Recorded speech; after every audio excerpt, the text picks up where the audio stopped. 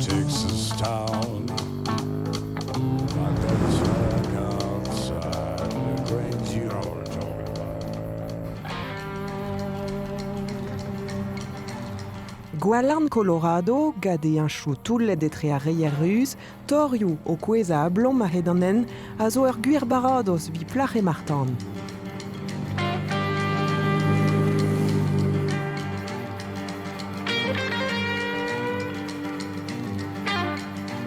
Sterveur Colorado o tisken deus ar menechou roc'hellek a zeu da zoura an douar o krin.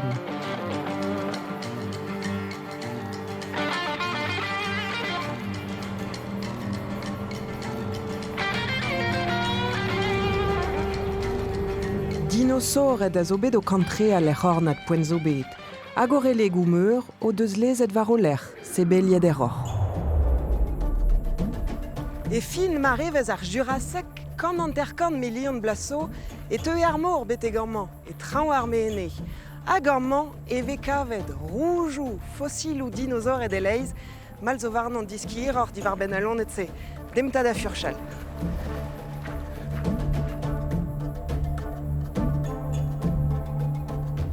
Ar blijadur meus denem gaout gant an Dr. Julia McHugh var e ler furchadek.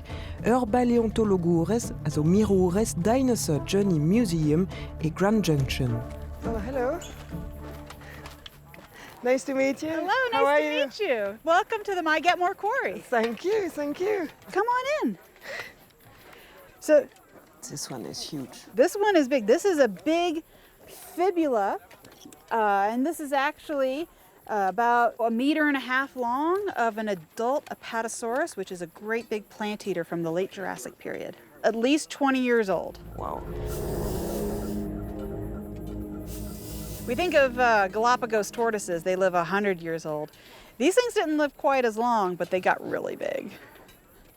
This one was discovered in 2019 on our last week of digging. And what we found was we were digging here. This wall was all the way to here. And we found this part. And it's really big around like a tree trunk. And so we knew it was going to be a large bone. And we found the end of it over here. But you can see that it's not long and skinny. It's got all these little bumps surrounding it. There are Allosaurus bones scattered all around it, which has made digging it up really slow because we have to stop and deal with every new bone that we find.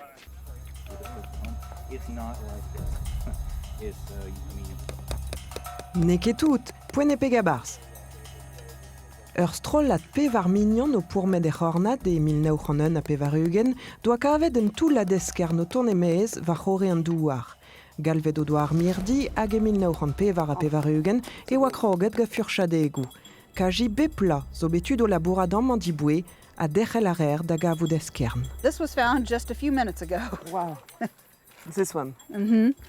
Fantastic. Yep. We were trying to dig around the backside here, and that popped right up. So we're not really sure what this is yet. It's definitely a large bone, probably from another sauropod. E Colorado e kaver reier a zigwe mat evit mirout deus ar gwella eskern dinosauret. Hag emañ ket kuzet pell din d'an gore an douar.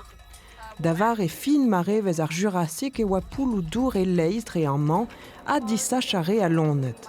Kavet zo bet er mengleusement eskern dinosauret a bep seur oad. We actually get 4 sizes of Apatosaurus from this quarry. We get itty-bitty babies, we get juveniles, we get kiddos, we get adults, and then we get very, very big adults. An Apatosauret a va lonet treberien gaout are ouzpen ugen metra dir der. A lont brasa bet o kantreal va c'hore an douar.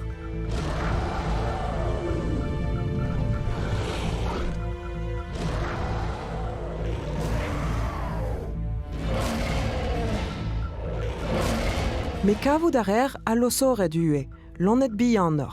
Eiz metra dir der memestra, treberien kik a oa deus arremañ avad. We know that they were feeding in this quarry. We do find bite marks on the bones from them.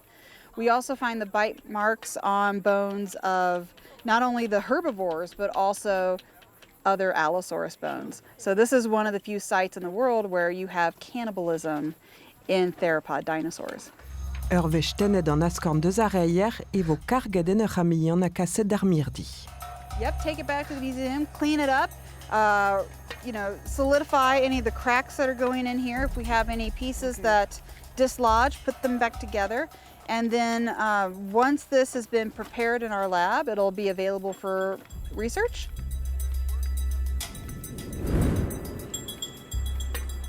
Emañ al labourva hag ar mirdi e Grand Junction, un 9 kilometrou deus ar Mengleuz.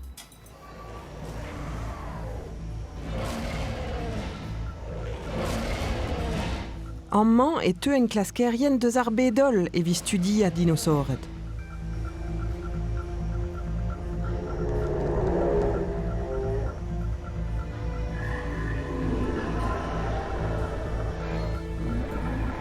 Hag ar jans am eus bet da ve a bet kaset gant an Dr. McHugh e lerc'hioù a ve an digor nemmet d'ar baleontologorien. This is the first stop for all the bones after they come in from the quarry. And part of what we do in here is clean off all of the remaining rock from the bones as best as we can. And then we want to glue all of the little pieces that have broken off. And you can see this piece has been glued in, and this piece, and this piece, and this piece, back together. It's a giant puzzle. And it takes a long time. It takes a lot of patience. yeah. We have at this museum a lot of volunteer preparators that do a lot of this work. For every hour that you spend digging, you're going to spend 5 or 6 in the lab preparing it. En ur studia a relegouman e c'hell er diski kalzadra divar ben bu e an dinosauret se, ouz pen kan anterkan milion blaso. Vel ma tispleg din Ian Garrison, ur paleontologour. This is a teeth. Yeah, this is the tooth of an Allosaurus. Now, the hypothesis is that these were pursuit predators, basically the wolves of the Jurassic. They were going around chasing down and biting chunks off of it, waiting for the animal to die of exhaustion and blood loss.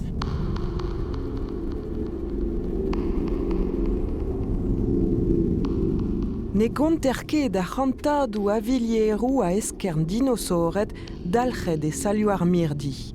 An Dr. McHugh e unan ne c'hellfe laret pet e deus bekavet betegen. Oh my gosh. I did not keep count, but I have found thousands of dinosaur fossils by this time. And you still do. And I still do. I still find dinosaurs almost every day in the summertime. They never cease to be fascinating. Every single fossil that we find is interesting in its own way. Whether it is a piece of a rib with a bite mark from a predator on it, or if it's a fossil of poop, and then I can tell what the dinosaur ate, or maybe it's a new species. Every bone tells a story.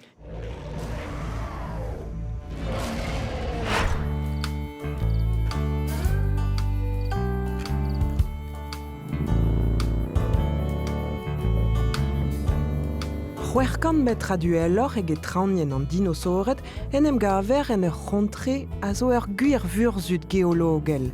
Nag a blijadur o varc'hegam a moto e gwelet vaout deus a c'hera, frammet gakanniennoù serzosaurioù, flammolivioù, bekizellet a 100 milionoù a vlavechou gant an nael, an dour hag ar skorn. Eskern dinosauret a zo bekaet el l'RCB-zusman ivez. Galivioù orangez a ru e reier e gagnennoù don e Colorado National Monument l'er 10 bar. Adrugaret a strivou un den e deut da ve a brudet John Otto e c'hanno. Pelloc'h an aoudegez a rim gant an denman adrugaret da Rachel Berger a zo ranger pe gward makaret Park Broadel. Hi, how are you? Fine, thank you. Nice to meet you. Nice to meet you too. John Otto was the person who was the main reason why we have the Colorado National Monument here. He came out to Colorado and decided that this whole area here was something that he wanted preserved as a national park.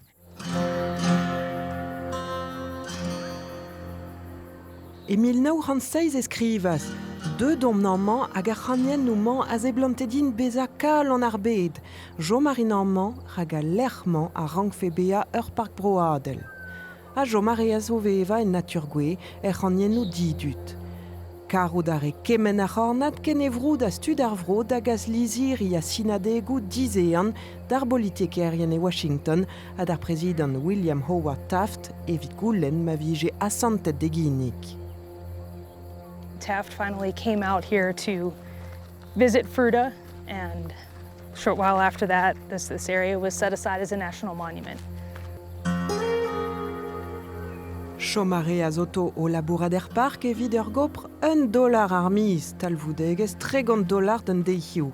Sevel areaz gwenojennou hag an hini kenta e voe o pignat e beg Independence Monument. Carved handholds into it and used old iron pipes to kind of create a ladder for himself to go up there. And it was very much a labor of love on his part to come out here and build all this by hand, by himself. I like actually this trail because it's a nice short trail. People can get a good view of both sides of the canyons here. The biggest animal here that people really want to come see is the desert bighorn sheep.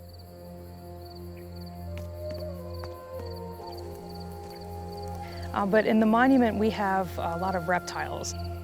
Lots of birds. We're on a couple of migration paths for birds, and people can come up here and maybe see a peregrine falcon. Which we do have some that nest in the area. Because they're very sensitive, we don't tell people where the nests are to help protect them.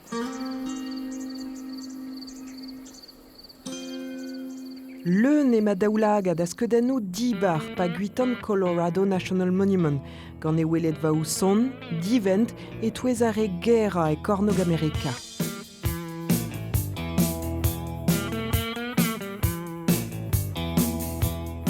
Apad remen an e Grand Junction, ne c'hellan ket jom e tremen da zaludi delwen John Otto.